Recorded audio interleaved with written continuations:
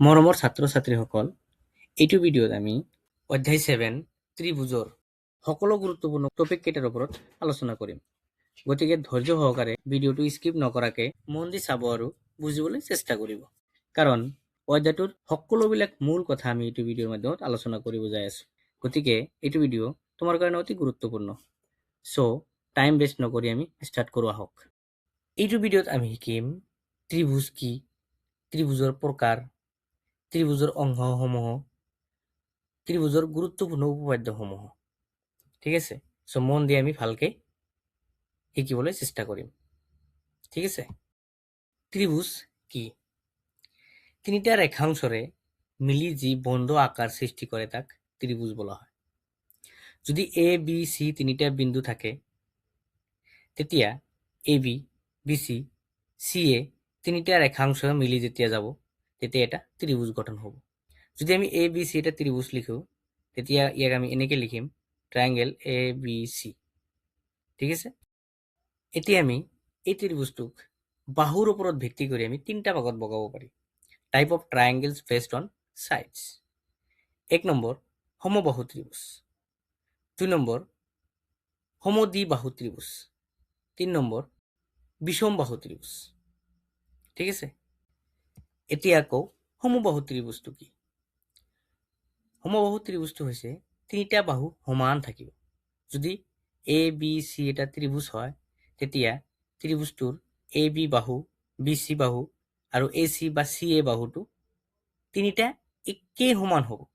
যেতিয়া এই সকলো তিনিটা বাহু সমান হ'ব তেতিয়া তাক আমি সমবাহু ত্ৰিভুজ বুলি ক'ম। আৰু তিনিটা কোণ সমান হ'ব, একোটা কোণ 60 ডিগ্ৰীকৈ হ'ব। ঠিক আছে, ঠিক তেনেকৈ সমদ্বিবাহু ত্ৰিভুজ, সমদ্বিবাহু ত্ৰিভুজৰ ক্ষেত্ৰত দুটা বাহু সমান, সমদ্বি মানে দুটা বাহু সমান। এটা ত্ৰিভুজৰ দুটা বাহু সমান হলে তাক আমি সমদ্বিবাহু ত্ৰিভুজ বুলি ক'ম। যেতিয়া এটা ত্ৰিভুজৰ দুটা বাহু সমান হ'ব তেতিয়া তাৰ দুটা কোণ সমান হ'ব। ঠিক আছে, আমি পাইছিলো যে ত্ৰিভুজ এটাৰ টোটেল কোণ হৈছে 180 ডিগ্ৰী। ঠিক আছে, এতিয়া যদি দুটা কোণ সমান হয় আৰু বাকী কোণটো হয়তো বেছি হ'ব বা কম হ'ব পাৰে তাতকে। ঠিক আছে, চ' আমি কি বুজি পালো ইয়াত? সমদ্বিবাহু ত্ৰিভুজ মানে দুটা বাহু সমান আৰু তাৰ দুটা কোণ সমান হ'ব। ঠিক আছে, আৰু বিষমবাহু আছিল যাৰ কোনো এটা বাহু সমান নহয়, মানে সকলোবিলাক বাহু অসমান।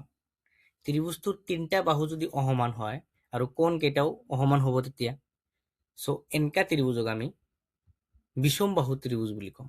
ঠিক আছে, চ' আমি ত্ৰিভুজ বাহুৰ ওপৰত ভিত্তি কৰি কেইটা পালো? তিনিটা। এটা হৈছে সমবাহু যাৰ বাহু কেইটা সমান আৰু কোণ কেইটাও সমান হ'ব। এটা পাইছো সমদ্বিবাহু যাৰ দুটা বাহু সমান আৰু দুটা কোণ সমান। আৰু এটা পালো বিষমবাহু যাৰ এটা বাহু সমান নহয়, এটা কোণো সমান নহয়। ঠিক আছে, এতিয়া কোণৰ ওপৰত ভিত্তি কৰি ত্ৰিভুজক এগেইন তিনিটা ভাগত ভাগ কৰিব পাৰি। ঠিক আছে, তীক্ষ্ণকোণী ত্ৰিভুজ, সকলো কোণ 90 ডিগ্ৰীতকৈ কম হ'ব। সমকোণী ত্ৰিভুজ যাৰ এটা কোণ 90 ডিগ্ৰী হ'ব। আৰু স্থলকোণী ত্ৰিভুজ যাৰ এটা কোণ 90 ডিগ্ৰীতকৈ ডাঙৰ হ'ব। ঠিক আছে, এতিয়া আমি এটা ত্ৰিভুজৰ গুৰুত্বপূৰ্ণ প্ৰপাৰ্টিৰ বিষয়ে আলোচনা কৰিম। এটা ত্ৰিভুজৰ গুৰুত্বপূৰ্ণ প্ৰপাৰ্টি হৈছে টোটেল কোণৰ মান 180 ডিগ্ৰী। ঠিক আছে, তিনিটা কোণৰ মান 180 ডিগ্ৰী হ'ব টোটেল। ত্ৰিভুজটো ডাঙৰ হওক সৰু হওক কোনো কথা নাই, ত্ৰিভুজ হল মানে তাৰ ভিতৰৰ কোণ কেইটা 180 ডিগ্ৰী হ'ব, মানে তিনিটা কোণ 180 ডিগ্ৰী হ'ব। ঠিক আছে, এক্সাম্পল, যদি এংগেল এ সমান 50 ডিগ্ৰী হয়, এংগেল বি সমান 60 ডিগ্ৰী হয়, তেন্তে আমাৰ চি ওলাব লাগে এংগেল। ঠিক আছে, এতিয়া আমি লিখিম এনেকে angle A plus angle B plus angle C equal 180 degree. এতিয়া এ বিৰ মান বহাই কিনে আমি চিৰ মান ওলাই ল'ব পাৰি, এংগেল চি ইকুৱেল 70 ডিগ্ৰী। ঠিক আছে, চ' আমি এটা কথা মনত ৰাখিম যে যিকোনো ত্ৰিভুজৰ তিনিটা কোণৰ সমষ্টি 180 ডিগ্ৰী। ঠিক আছে, ত্ৰিভুজৰ সৰ্বসমতা। সৰ্বসমতা মানেনো কি? যদি দুটা ত্ৰিভুজৰ সকলো বাহু সমান হয়, সকলো কোণ সমান হয় আৰু আকাৰ আৰু আকৃতি একে হয়, তেন্তে সেই ত্ৰিভুজ দুটা সৰ্বসম বুলি ক'ম। ঠিক আছে, সৰ্বসম বুজাবলৈ আমি ব্যৱহাৰ কৰোঁ এইটো চিন। ঠিক আছে, এক্সাম্পল ABC এটা ত্ৰিভুজ আৰু PQR এটা ত্ৰিভুজ। যেতিয়া এই দুটা ত্ৰিভুজ চৰ্ত হিচাপে সৰ্বসম হ'ব, তেতিয়া আমি ইয়াক লিখিম ট্ৰায়াঙ্গেল ABC সৰ্বসম ট্ৰায়াঙ্গেল PQR। ঠিক আছে, সৰ্বসম ত্ৰিভুজ মানে শেপ সেম, সাইজ সেম। ঠিক আছে,